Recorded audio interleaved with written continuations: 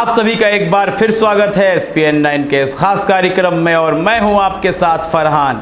आपको पाटीदार नेता हार्दिक पटेल याद होंगे, कांग्रेस के साथ गठबंधन हुआ था। गुजरात में पटेलों के आंदोलन का नेतृत्व कर रहे थे। कम उम्र थी लेकिन नेतृत्व करते हुए नज़र आ रहे थे।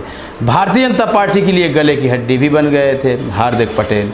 समय समय पर उनका ट्वीट ज़रूर आता रहता है। पाटीदार आंदोलन भले ही सफल हुआ या नहीं हुआ, इस पर भी चर्चा अवश्य करेंगे। आखिर उस आंदोलन का रुख कहाँ मुड़ गया, क्या वह सत्ता में खो गया, यह भी सोचने वाली बात है। गुजरात में सरकार भले ही आ जाती है लेकिन कहीं ना कहीं एक गले की हड्डी बन गए हार्दिक पटेल। इस वक्त ट्वीट करते हुए नज़र आ रहे हैं और कह रहे हैं कि भारतीय जनता पार्टी अब जीत सकती है सिर्फ कांग्रेस की वजह से ही, क्योंकि उसके विधायकों को अगर वह ना खरीदे तो वह जीत नहीं पाएगी और स्वार्थ की सारी हदें पार कर गई है भारतीय जनता पार्टी। और वह क्या कहते हैं हम बता रहे हैं कि उन्होंने कहा है कि कांग्रेस के विधायकों को खरीदने के लिए 150 करोड़ रुपए का बजट तैयार किया है भारतीय जनता पार्टी ने। 150 करोड़ रुपए का बजट। मौजूदा समय में हम कुछ पिछली बातों में जाना चाहेंगे। PM केयर फंड भी था, बहुत सारी बातें थी जिसको सामने नहीं रखा गया। हमारे सोनिया गांधी ने कहा था और अखिलेश यादव ने भी ट्वीट के माध्यम से कहा था, और यकीन कीजिए आम जनता की तरह मैं भी जानना चाहता हूं कि वाकई में कितना पैसा आया, कहां कैसे खर्च हुआ, यह मालूम पड़ना चाहिए।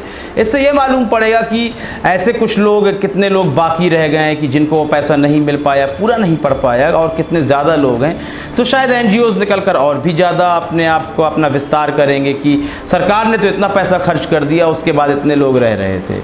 लेकिन जब ये 150 करोड़ की खरीद फरोख्त की बात आती है, कथित बातें हैं, इसमें कोई अभी तथ्य नहीं है सामने आया है, लेकिन विधायक जो पार्टी बदलते हैं, दल बदल होता है, तो क्या उसमें खरीद फरोख्त नहीं होती है?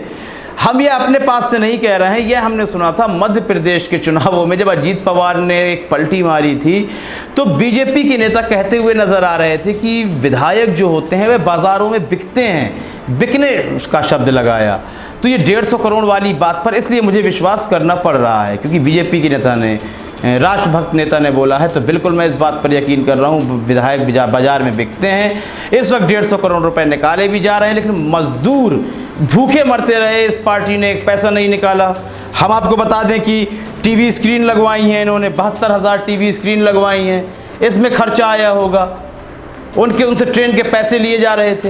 हाँ, सुप्रीम कोर्ट जब बोल रहा था तब यह कह रहा था कि उनसे पैसे ना लिए जाएं, खाने की व्यवस्था की जाए, पानी दिया जाए, यानी कि वह पानी और खाना भी नहीं दिया जा रहा था। और 150 करोड़ रुपए का बजट सिर्फ इसलिए है कि हम विधायकों को खरीद सकें। ये मैं भारतीय जनता पार्टी के नेता के बयान के बाद बोल रहा हूं, जब वह कहते हैं विधायक बिकते और खरीदे जाते हैं।